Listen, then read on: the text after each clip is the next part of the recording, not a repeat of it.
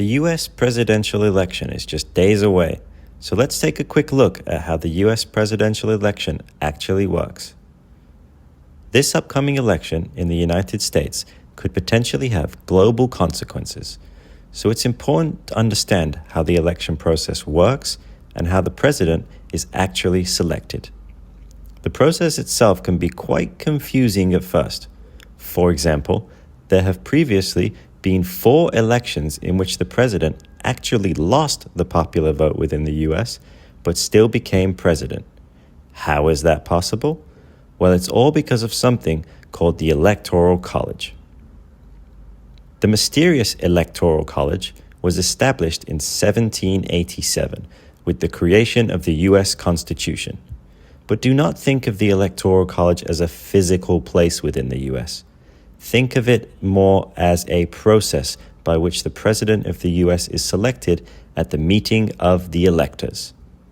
Technically speaking, when someone in the United States votes in a general election, they are not actually voting for president.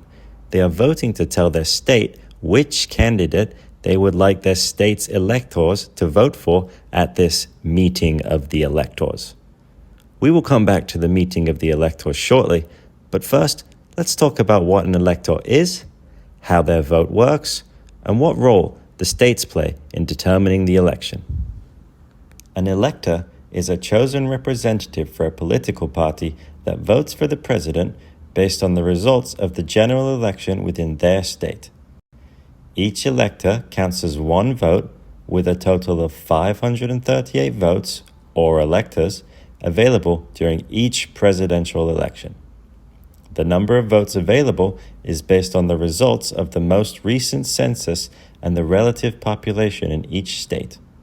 For example, California has the highest population in the US and therefore gets 54 electoral votes. Wyoming has the lowest population and only receives 3 electoral votes. As a result of there being 538 electoral votes available, a presidential candidate is required to receive 270 electoral votes in order to become president of the United States. Another important piece of information is that every state except Maine and Nebraska has what can be considered a winner-takes-all system, where the candidate that wins the popular vote in that state receives all of the Electoral College votes available for that state. So, if a candidate wins Florida by even 1 vote, they will receive all 30 Electoral College votes available for that state. Now, back to the meeting of the electors.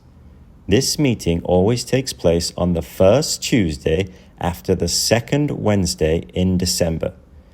Another way to say it would be whichever Tuesday occurs between December 14th and December 20th.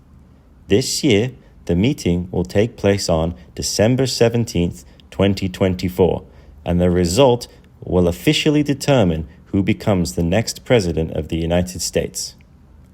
Electors are legally bound to vote for the candidate that won their state's popular vote, which basically means that if the Democrats were to win Georgia, the electors could not then go ahead and vote for the Republicans.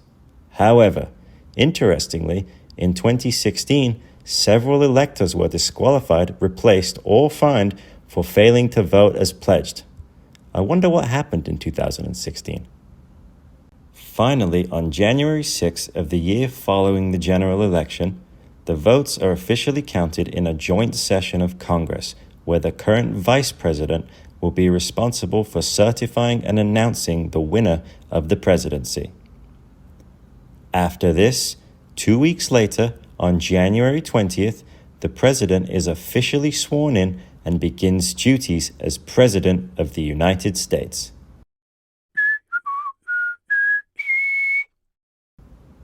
Thank you for watching.